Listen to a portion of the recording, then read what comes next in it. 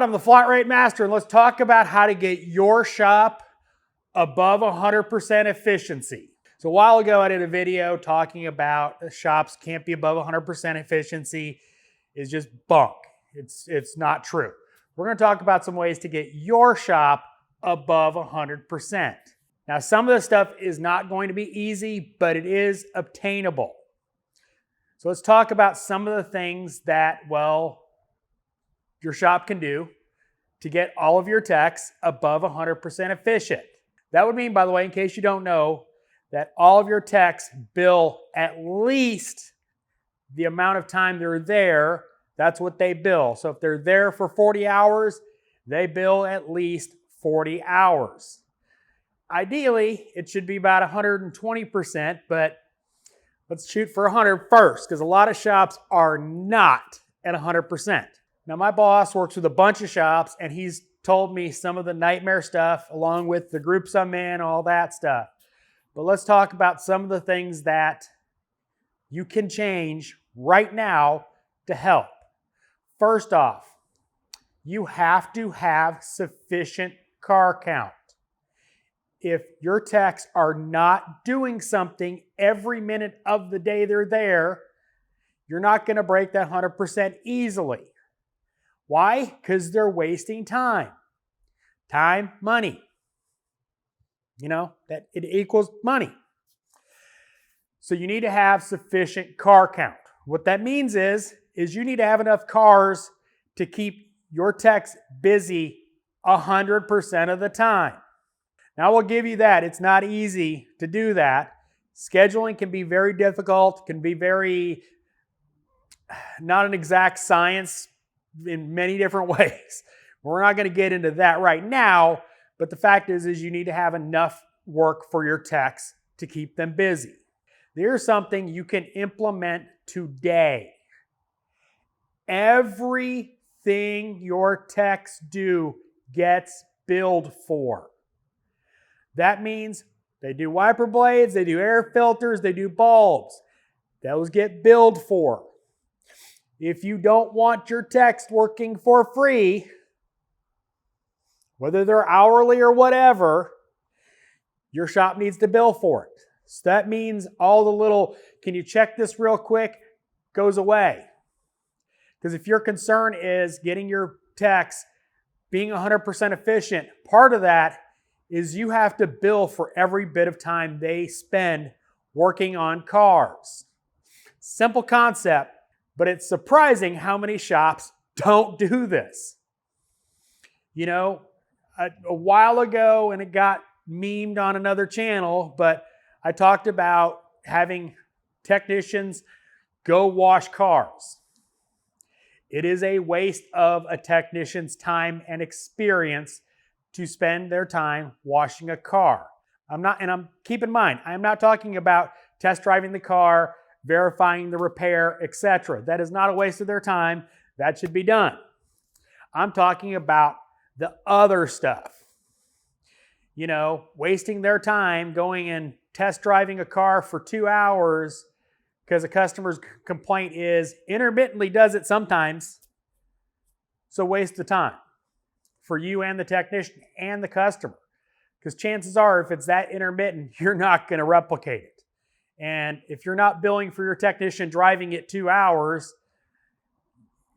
why? It's a simple fact of life. Technician spends a reasonable amount of time test driving it. If you can't replicate it, customer bring this back when this problem is more prevalent.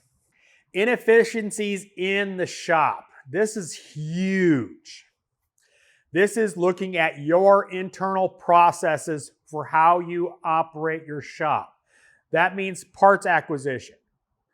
That means how often do technicians have to redo a repair.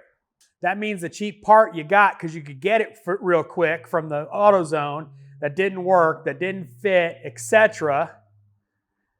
Tied up a bay, tied up a technician, costing the shop time and money.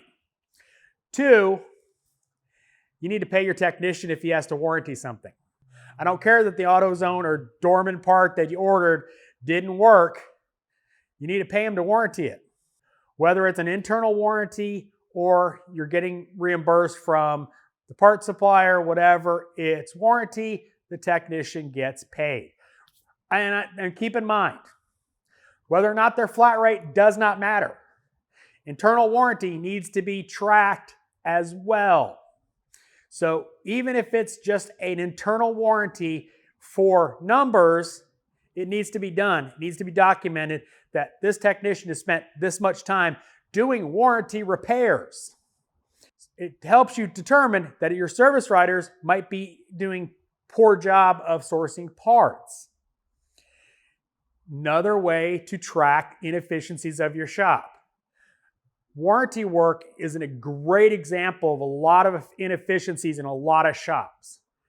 The technician will go to put a part on, and this shop, by the way, the technicians choose their parts. So if it's wrong, it's our fault. Just saying. So that's not warranty, that's just a wrong part, doesn't fit. Order the right one, move on. But if, say, a technician installs XYZ part and like it's a dormant purge valve and right out of the box it leaks, it should be documented. Whether or not he's hourly or flat rate or whatever, he should be compensated in his hours, meaning he went to verify the repair, still has a problem, verified the dormant purge valve was bad, he gets his diag, and he gets labor to do it all over again because he had to re-diagnose your failure in procedures. Now, I know that's internal. The fact of the matter is that is one of the most inefficient ways of a technician's time, is having to warranty poor decisions by management. But let's look at some other inefficiencies. You've got a technician that has one bay, pulls a car in, diagnoses, writes it up for whatever. Is he pulling that car back out, pulling another one in? Or is he sitting there on his butt waiting for approval? Because that's horribly inefficient. And I've talked about it before, but in this shop, mornings are diag, writing cars up. Afternoons are for knocking stuff out. By that I mean all morning long, we're pulling in cars, diagnosing, writing them up, repeat until we're out of cars. Then, as approvals and parts show up, we start fixing cars. 2, we don't tear down a car until we have 100% of the parts. Because trust me, tearing down a car and go, yeah, that part will be here at 3 o'clock. 3 o'clock comes and goes and part doesn't show up, you've got a dead bay, and you could have been working on the 3 other cars that you have all the parts. That's a huge inefficiency that costs your shop money, costs the technician his time. However you pay for it is immaterial. We're talking about getting technicians to produce 100% of their time at the shop. Every time you put a roadblock like that in front of them, like, oh no, that car has to go, but I don't have all the parts. No, that car has to go, so I need you to go ahead and knock it out.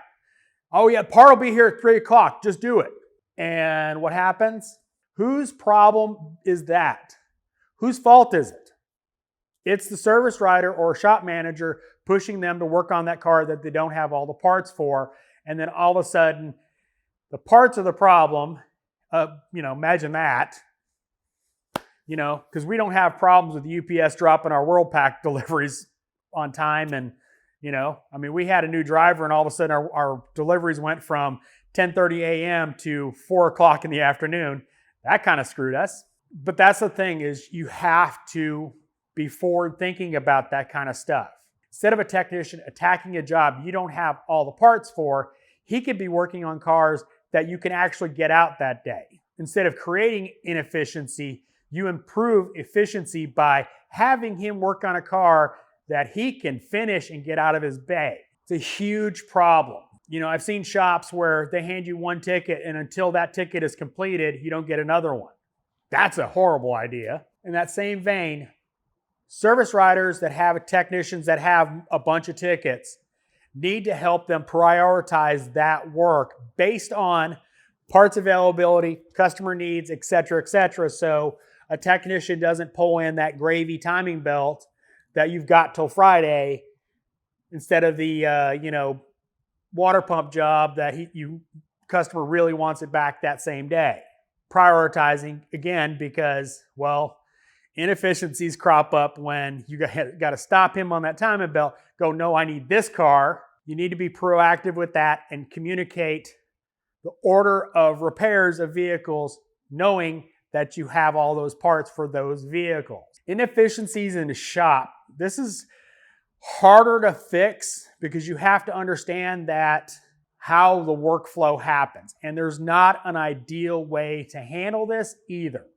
What I mean by that is, for us, our oil filters are stored over there. The shop goes all the way around the corner. Not very efficient. The problem for us is storage is limited, and most people have a shelf, and so usually they've got common filters on their shelf, so they're not walking a bunch, but it does create an inefficiency in the shop that is hard to solve for us simply because there's no place else to put filters that are centrally located without taking away somebody's workbench or where their toolbox goes, etc. So there are some inefficiencies that are kind of just you have to deal with. You want to lay out your shop so efficiency is optimized. One of the ways I could talk about that is simply equipment. Let's say you've got a designated heavy line guy. The guy that's pulling engines every day, doing all the heavy transmission stuff. And every time he needs to do a transmission, he's got to go across the shop to get a transmission jack.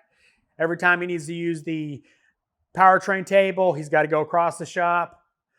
Needs to be relocated as close to possible so he's spending as little time getting that equipment needed. For us, in this large of a shop, it's not that large, but it's large enough, we try to have multiples of commonly used pieces of equipment.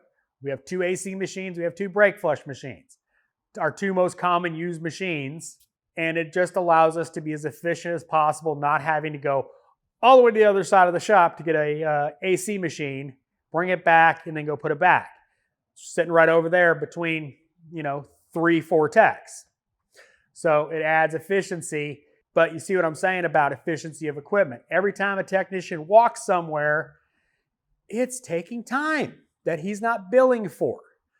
We need to bill for everything we do.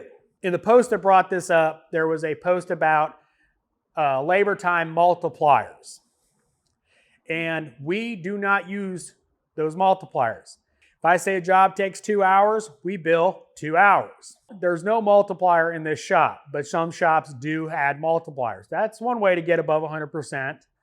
Now, in that vein, yes, labor guides are a guide. And when I say that, I mean that. They're a guide. You look up a job and it says pays 0.5. And you look at the service procedure and it's like, oh yeah, take the intake off, that pays 2 hours. Take this off, that pays, oh, what? You have to look at it with, the eyes of a technician when you bill certain stuff out, because just how the world of AllData and Mitchell and service information works is sometimes, oh yeah, that part pays 0.5 after you remove the evap core. We've all seen it in service guides, oh yeah, job pays 0.5. How does that job pay 0.5? You look up service procedure, first thing is remove engine. Getting back to the subject of the video, I'll touch on rust. A friend of mine that's up in the Rust Belt, up there in New York, has said repeatedly, if it breaks coming out, customers getting billed for it. If it breaks going in, I'm paying for it. That's how it should work. Whether you're in the Rust Belt or not, that's how it should work. So when 15 bolts break on a timing cover, they're getting billed for it. Because I'm not drilling out 15 bolts for free, and you should not either, nor should your shop.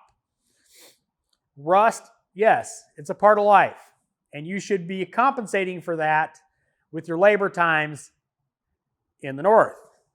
Knowing, oh, that bolt 9 times out of 10 has to be cut off. We have to replace the bolt. So add this time to cut the bolt off, etc., etc. Bill for your time. I know this was really preachy, but as always, thanks for watching. I am the Flat Rate Master.